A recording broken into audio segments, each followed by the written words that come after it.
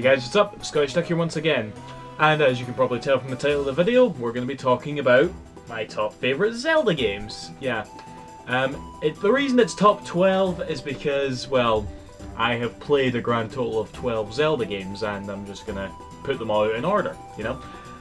The games that won't be featured in this little list here are the Forged Swords games, because I haven't really played those extensively and I don't really consider them main series, even though apparently they are, so I don't know. Link's crossbow training, never tried that. And of course those goddamn CDI games that everyone always seems to bring up when they talk about Zelda games as if they actually fucking matter. Yeah, and also I've never even touched the Oracle of Seasons and Oracle of Ages games, alright? Those are going to be coming out at the end of this month on the 3DS Virtual Console, and I'm actually really excited for those, because they're the only sort of like main series Zelda games that I've never even touched, you know, like I've played every Zelda game to an extent, but yeah, I can't wait to get that one, like. So, with that said, I don't know why I picked this up, my Hyrule Historia I just did, it seems relevant. Here we go with my top 12 Zelda games. Okay. And if this was a professionally made video, there'd probably be some sort of transition and intro right here, but since this is my video, I'm just going to go right into it. Okay. I've got most of my, well actually not most, some Zelda games lying on the couch here. The rest are packed away in that cupboard just behind the camera. So I'll put little pictures up, and I promise I will, for these games. But number 12 is, without a doubt, my least favourite Zelda game. And that is Zelda II, The Adventure of Link. Yeah, you all probably saw that one coming, you know, this is widely considered to be the black sheep of the Zelda series, and I admit, you know, in fact, both Zelda games on the NES are kind of, you know, even though they're classics, they're a bit old and archaic, and, you know, they're not really the sort of game you could play and enjoy by today's standards, you know. And I'm not actually like that, you know. I like to think that regardless of how old a game is, okay, I can still appreciate it for what it was back then. The only problem is, I think even back then it was kind of shitty. Okay, I've tried to actually play that game multiple times and I just get really annoyed at it or bored or whatever, and I just stop. And yeah, I'm not the only one that thinks that, as you all know, but that doesn't mean I don't still consider it a classic. I really don't. I really do still respect the game. Doesn't sound like I respect the game, does it? Oh well. It's at the bottom of the list anyway. That's me anyway. Okay. So yeah. Number 11 is... I've got it right here. I was actually really torn about which of either this or Zelda 2 should go at the bottom, because I think I might actually literally hate this game. Whereas Zelda 2, I've not even beat Zelda 2, you know. I've beaten every game on this list except 2, and I'll talk about those. Okay, but yeah. Number 11 is Legend of Zelda Phantom Hourglass. Now, I don't mind the touchscreen controls. I think they work wonderfully, you know. But every time I think about this game, I just think back to the fucking temple that occurred in between dungeons. You know, that temple where you were on a time limit. That temple where you were on a time limit, you had to fucking backtrack through rooms you'd already done, and, you know, you couldn't kill any enemies, and the puzzles were just overly hard and boring at the same time. And yeah, that's the only thing I remember when I think about Legend of Zelda Phantom Hourglass, you know. And it's a shame because, again, I really like the touchscreen controls and the whole style, you know, the Wind Waker style and all that. But I just can't remember having a lot of fun with this game. That and sailing around in this game was nowhere near as, like, grand or epic as it was in Wind Waker, you know. You just sort of drew it, and it was even more... I didn't think the sailing was boring at all in Wind Waker, but here it actually is, you know. So, yeah, Phantom Hourglass, I mean, I did beat it, so that's got to say something. So, yeah. Phantom Hourglass at number 11. And number 10, I don't have the box here again, was in fact the game I just beat last night, Legend of Zelda Majora's Mask. Now, I'm going to spend a long time talking about this one. I have tried I've sat down with Majora's Mask prior to beating it 4 times in my life. For 4 times I sat down to play Majora's Mask with the goal of beating it, but I got bored and chucked the game away, okay? The only reason I recently kind of wanted to go back to it was just seeing a bunch of videos of people playing it and all that, and, you know, I guess seeing the game for what it really was, because I knew it was all about the side quests and stuff like that, but I've never been a side quest type of guy, so I just figured, nah, I'm not going to enjoy that, but I don't know, it was just really bugging me. I'm like, right, I'm going to sit down, I'm going to do every side quest, even if I have to resort to a walkthrough, and I'm going to beat this fucking game. I did not beat every side quest, I got lazy at the end, but I did beat it. And I got to admit, there was a time when I was sitting down to play that I was actually genuinely enjoying myself. You know, it's a very inaccessible game, that has to be said, you know, because yeah, it was only after I saw like loads of videos like Peanut Butter Gamer, you guys subscribe to him, he's one of my favourite YouTubers, you know, he does a lot of videos on Zelda, and he loves Majora's Mask, and it was only for seeing videos like that that sort of gave me insight about what that game was all about, that I finally was able to sit down and enjoy it for what it was, you know, but yeah, I can totally see why people adore this game so much, you know, it's definitely the most unique Zelda game, in my opinion, but as it stands for me personally, it's still one of my least favourites, but I'm not like sort of, man, I think I hate this game like I am with Phantom Hourglass, right? I liked Majora's Mask, okay? I just didn't love it that much, so that's number 10. Okay, and next is number 9. Number 9 I'm putting, this is the other Zelda game that I have not beaten yet, but I'm actually planning, after this video, to sit down and beat it finally. Okay, and that is The Legend of Zelda Majora's Mask, and it's probably not focusing on that at all, and I just called it Majora's Mask. It was so out of focus, you'd probably believe me, wouldn't you? No, this is fucking Minish Cap for the Game Boy Advance. This game was developed by Capcom, and I don't have much to say on it because I didn't beat it. I was enjoying it too. In fact, the reason I didn't beat it, right, is because, hold on, it's not here, is it? Here it is. Here's my DS Lite, right?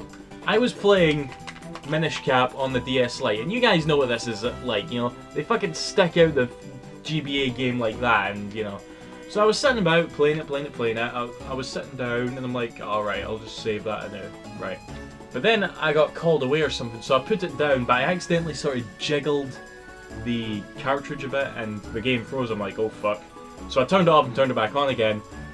It deleted my save file, which I had about 20 hours into it. I was pissed. So yeah, that's why I didn't beat it, but I am going to sit down and beat it now. It reminds me a lot of Link to the Past, which will probably show up a bit higher in this list later. But yeah, it just isn't one of the... again, it's not really one of the best ones, but it might go up a bit, you know, after I've beaten it. I was enjoying it, I just really don't have that much to say about it. It was a 2D Zelda game, a very well polished 2D Zelda game, and that's really all I could say about it in all honesty. Yeah, I'm going to stop talking about this one now. Okay, but number 8 we have the original Legend of Zelda for the NES. Now, I just said not long ago that, you know, when I was talking about Zelda 2, that both games are kind of archaic and, you know, not really enjoyable by today's standards. And while I still, you know, stand by that statement that I made about 5 minutes ago, I actually sat down with this game on a regular Nintendo, which I never owned as a kid.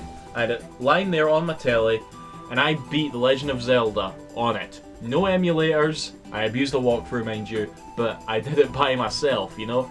And I felt so accomplished for doing that, you know? It was just, I beat this really old sort of like beast of an 8-bit game by myself, and I enjoyed the challenge, you know, even though if I was playing this without any outside help or that, I'd have probably went crazy. But I know that if I did sit down and try and beat that game with an emulator and with save states, the experience really would have meant a lot less, you know. So I was really glad to just sit down and beat that game, you know, the old school way. And as a result, I really look back on my time with the original game with a lot of fondness, and that's why it's as high as it is, you know, despite the fact that I still think it's a bit archaic, but in any case, Legend of Zelda, the first one, is number 8. Okay, so number 7, okay, this might seem a bit low actually, and I admit, even I'm sort of thinking to myself, am I sure about this, but for number 7 I'm putting Legend of Zelda Skyward Sword. I enjoyed this an awful lot, I really did. It was a superb game, it definitely lived up to the hype. It was just, you know, it was funny.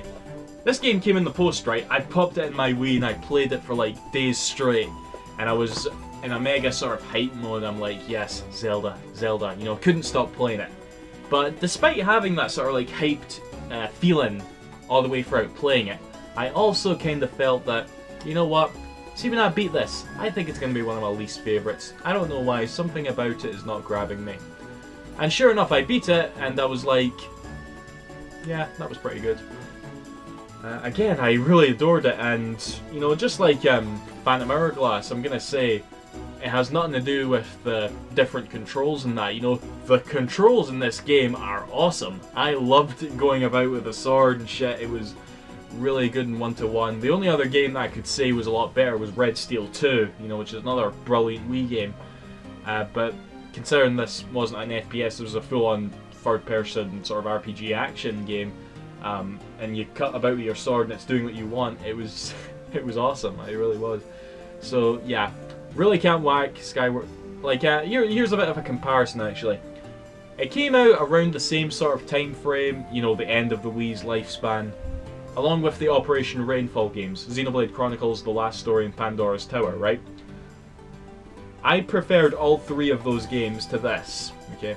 I really liked the Operation Rainfall games, but all 3 of those games, even Pandora's Tower, which is considered the kind of weakest of the 3, I enjoyed that more than I enjoyed Zelda Skyward Sword.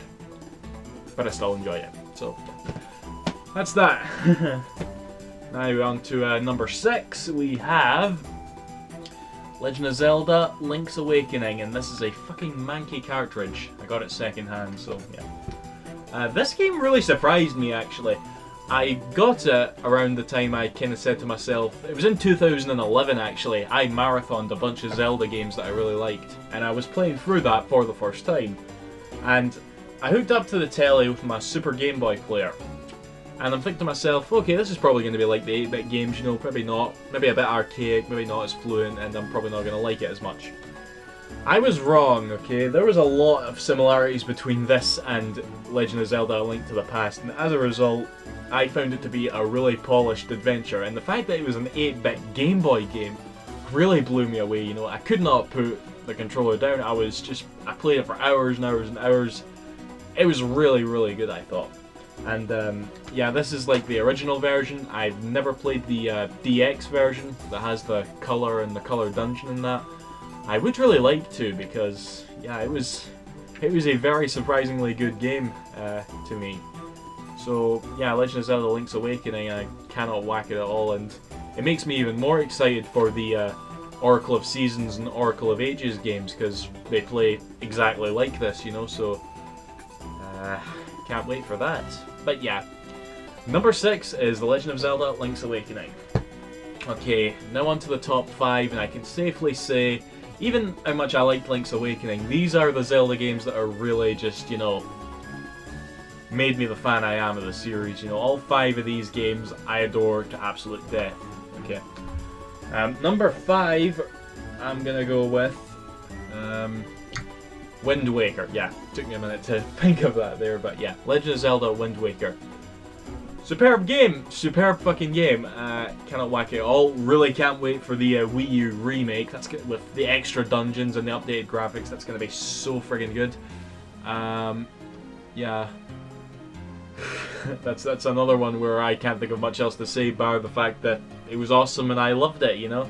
I loved the graphics, I loved the sailing, really gave you a good epic sense of adventure, and yeah, the dungeons and the story, and oh, it was all really good. See, this is how you know that I'm actually like really starting to enjoy talking about these games, because I'm sort of not making sense, and all I'm just saying is, oh, it's good, it's good, it's good, blah blah blah blah blah. Yeah. But yeah, Legend of Zelda Wind Waker. number 5. Number 4, I'm gonna give it to the first Zelda game I ever played, which was Legend of Zelda: A Link to the Past for the SNES. I'll say right off the bat, cannot wait for that sequel on the 3DS. It's gonna be so swell. But yeah, I have a lot of memories of that game because when I first played that game, I was stupid, you know. I think a lot of people can talk about this and relate to it. I played the game and I was just coming off of like Mario and Sonic, and I'm just like, what do I do? Where's the end of the level and stuff? And I genuinely remember feeling that when I was playing through it. It wasn't until like years later that I was able to figure out, okay, this is how you play this game. It was actually after I beat the likes of Ocarina of Time and all that I went back and played it and really enjoyed that for what it was, you know. But yeah, it was A Link to the Past, just a really, really well-polished Super Nintendo game. Right? You cannot whack it at all. It's even by today's standards, you know, you could just play it and enjoy it. You know, it's not aged one bit as far as I'm concerned. Such a good game. Yeah, Legend of Zelda: A Link to the Past. Okay, and number 3 we have Legend of Zelda: Twilight Princess. Now, can I just say, right? Every Zelda game seems to have, you know, like a big dedicated fan base and all that, but equally, every Zelda game seems to have sort of a group of haters. You know, not flat out haters, just people that don't really dig it as much as other Zelda games and stuff. And I noticed this particularly so with Twilight Princess. There's so many comments about it's not as original, it's too dark and depressing, and yeah, just little things like that. And to that I think, but this was without a doubt one of the most polished Zelda games ever, you know. There's not much innovation here bar the like, you know, being able to transform into a wolf and stuff. But beyond that, it's just an epic adventure, and really, that's all I really want in a Zelda game, you know, just a real good feeling of satisfaction. Going out, saving a princess, and, you know, kicking loads of ass with the Master Sword and stuff. So, yeah, I cannot... It was just such a... Sorry, my camera likes to do that sometimes, but yeah, as I was saying, I cannot whack this game just because it was so friggin' well executed, you know. It's gonna have its haters, I believe it does. It is also quite easy, I'm not gonna deny that, it's an easy game. But yeah, Legend of Zelda: Twilight Princess, you can't deny that it's not a good game. So yeah, now on to my top 2. And I'm gonna say right off the bat, a lot of you probably know what my top game is. But I'm actually more excited to talk about my second favourite Zelda game, just because of, I can imagine the expressions on all of your faces right now when I put this in front of the camera here. But my second favourite Zelda game of all time is Legend of Zelda: Spirit Tracks. So many of you are like, but you hate Phantom Hourglass, what the fuck, Duck? Everything bad that Phantom Hourglass does, not only, you know, Spirit Tracks doesn't get rid of it, it makes it amazing, okay? Spirit Tracks has a dungeon that you visit in the middle of dungeons, and it's amazing. It's challenging, it's, you know, really well put together, and I look forward to it every single time. A lot of people don't like the train. I love the train. I cannot get enough of the train, you know, going through the world, you know, on all the tracks and that. It can be annoying at times when you're on a track and there's an enemy about to bash into you, but that overworld music really helps, you know. I can never get it out of my head. And yeah, it's just, I love the train. I don't know what it is. I might sound like a hypocrite because drawing out your path on the boat is boring to me, but being on a strict path with the train is not, and I just really, really enjoy it. But by far, my favourite thing about this game is its, like, story, you know. A lot of people like to give Skyward Sword credit for its depiction of a Zelda, you know. People were like, oh, Skyward Sword got it right, you know, Zelda is an actual character in this game, I can, like, care about her and stuff. Spirit Tracks did it first, and not only that, Zelda is your Navi-esque character, you know, just like Midna and all that, you know, she's the one that accompanies Link throughout the journey, and she's awesome, you know, she's like kind of tomboyish, just as she's depicted in other versions of the series, but you know, she always makes me smile, you know, we are like, with like the sort of humour and all that, the cutscenes and stuff, and a lot of the dungeons. I'm just looking at the back here, you know, like you got your dungeon, your weapons, like the thing that blows tornadoes and stuff, and yeah. Again, a lot of you are probably surprised, but I cannot deny it. This game was really good. And I'll tell you another thing it did for me as well, right? In 2009, okay, I was getting into sort of game collecting and stuff. Well, actually, it was 2007 I first got into game collecting, okay? But when 2009 came along, I sort of thought to myself, you know what? I really don't care about handheld games that much. I should really just try something out and, you know, see if it gets me into playing games on a handheld and stuff. This game did that for me. If it wasn't for this game, I wouldn't have as many DS games, I wouldn't have as many PSP games or Game Boy games. It's all because of this. And I sometimes forget about that, but I really got to give it props for it.